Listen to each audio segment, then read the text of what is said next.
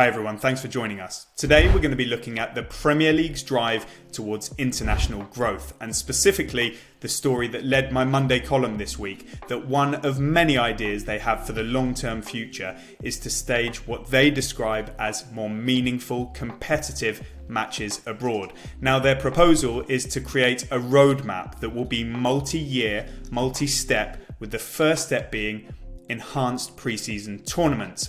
After our story was published, the Premier League clarified that currently, at this point in time, they're not planning on these potential matches being in-season, regular season fixtures. So they've said what they won't be doing, but they haven't said what they will. And that leaves things a little bit open to interpretation. Make of that what you will.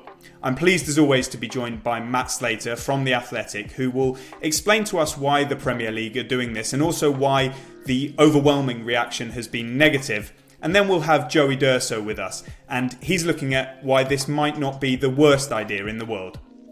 I'm going to start with Matt. Thanks for your time. And first question is very clear from me, for you to explain to our audiences, why are the Premier League looking to take matches to overseas territories? It's pretty simple, really, David. They're going to where their fans are. I mean, this is the story of the Premier League. This is the story of the Premier League's success over the last 30 years. It does so well. It has the highest revenues of any domestic football league in the world because of its global appeal. And they are responding to that, and they're trying to build on that. So already we're in the middle of the sale of the next round of overseas TV rights. Now, I suspect those overseas rights will be more valuable than the domestic rights. Most of the clubs have loads and loads of overseas sponsors, and to activate those sponsorships, to build on those, to grow those sponsorships, you kind of have to go visit them every now and then. And that's what the broadcast partners want as well. And if you ever are going to properly monetize those fans in India and China and North America, massive growing markets where football isn't even the number one sport yet, if you're ever really going to gain the value out of them that you get from the fan who's an hour's drive from you, half an hour's drive from you, you kind of have to go see them. So that's what it's all about. Go find the new customers. What the proposal did not mention is what meaningful, competitive might mean if it's not regular season fixtures, which the Premier League were at pains to point out it is not.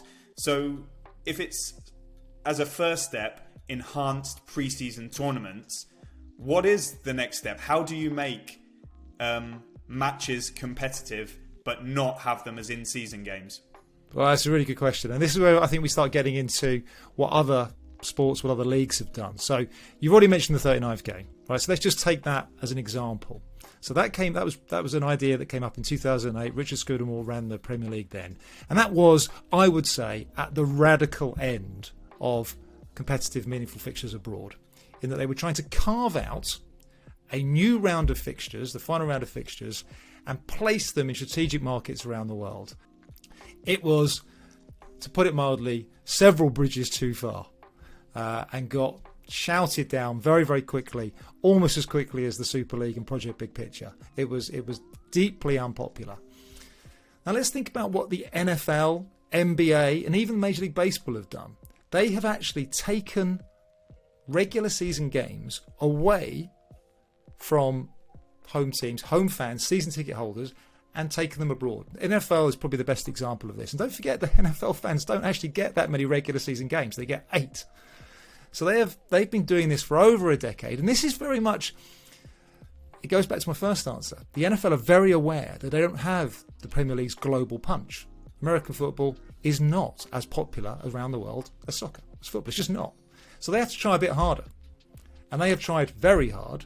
And they have actually, as I said, for sort of 15 years or more, been taking regular seat games abroad. Now, those you can't get much more meaningful than that. So the Premier League, that's your template. Are the Premier League going to go that meaningful? Well, no, clearly not. We've sort of sensed the pushback. We've heard the pushback. But what we're really talking about is beefed up pre-season stuff, which they've already been doing. And maybe it'd be more like what the Italian league has done with its Supercoppa, where you would have their version of the Community Shield, you'd have that abroad. Now, I think that is where you start to think about, well, hold on, that's not such a strange idea.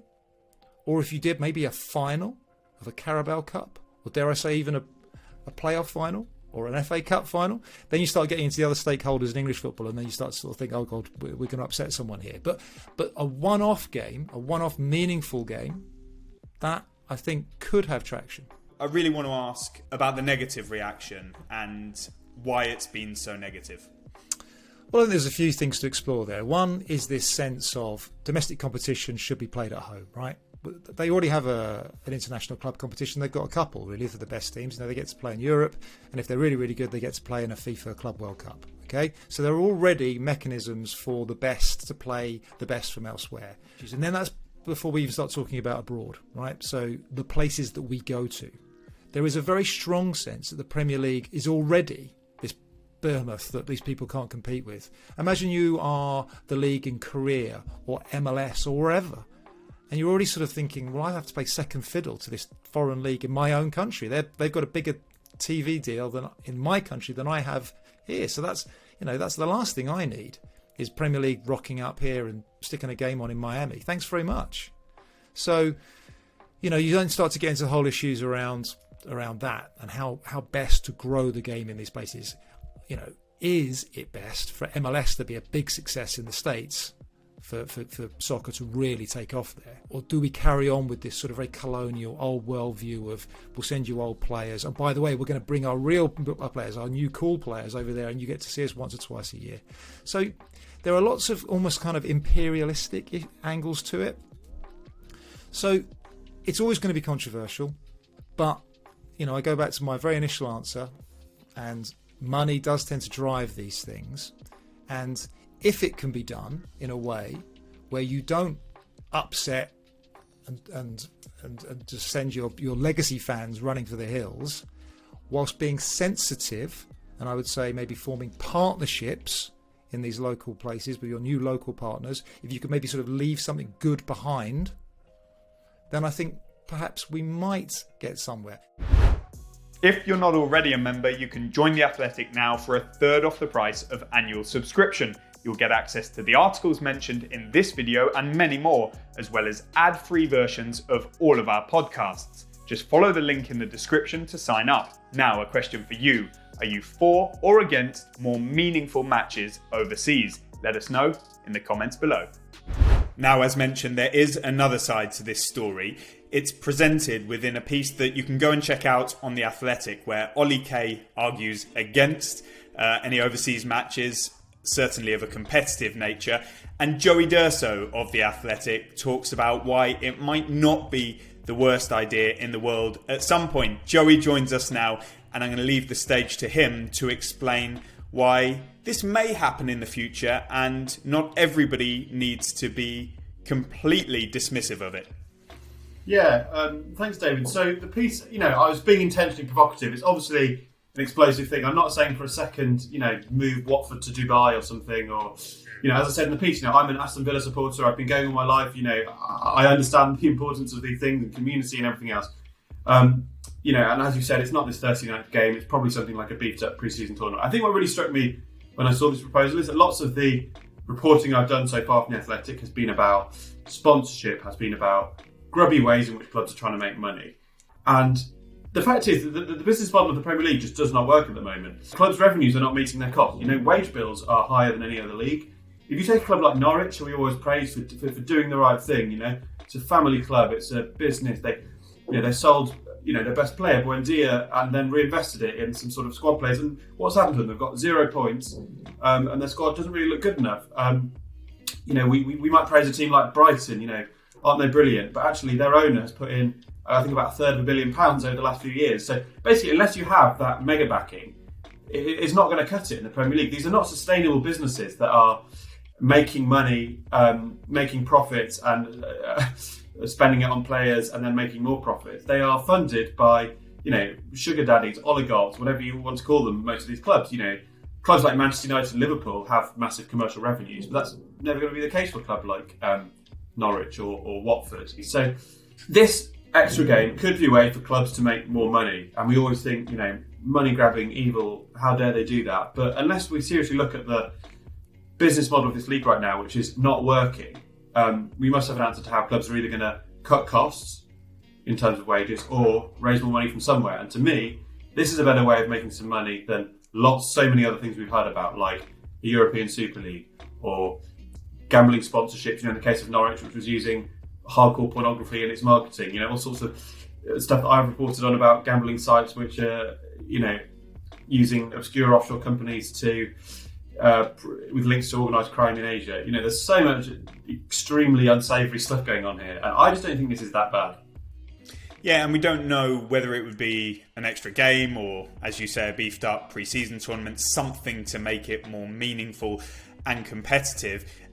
You mentioned there money. It is all about money, and that was what a lot of the reaction to the story was. And yeah, a lot of people, us included, want their cake and to eat it. They want the big signings, they want the big revenues, they want their clubs to be wealthy, but not in every case do they want to do what it might take to secure that wealth. So I guess I'll finish with you looking into your crystal ball and telling me whether you think this is going to happen at some point in the future, finding competitive matches of some sort at some point further down the line overseas. Well, I think it sort of depends on the way it's packaged, and this could be something that isn't hugely controversial. A beefed up Asia Cup. Would fans really object to that? And it can, we often see with these things that people put something out there that people know that everyone will just shout down, and then suggest a much milder version of it. And then, the Champions League proposals are a good example of that. Everyone, while the European Super League stuff was making everyone so angry, UEFA announced this Champions League proposals, which, in my view, is terrible. It's going to have lots of boring matches, players are going to get more injured. So you often see football bodies do that. They put something out there, and then the compromise will be something much milder. And, would fans really be that angry about a beefed up Asia Cup, maybe with 20 teams in it rather than 4? And I said in my piece, international fans, I've been going to matches all my life, but someone else in Nigeria or in Indonesia who follows whatever team and watches them on YouTube, and they're a real valid person who should be respected, and if they get the chance to see their team in a beefed up pre-season tournament, great. If they want to spend money on shirts that might help their club buy a player, I don't have a problem with that.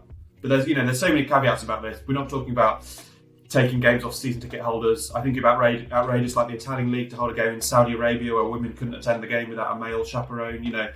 Should be somewhere where LGBT fans could go comfortably. There are loads of caveats to this. It doesn't just automatically agree with whatever the league puts out. But I think with lots of those caveats, this could be a good thing. Joey, thank you. Let's see what happens further down the line and whether a compromise is reached that can make everybody happy.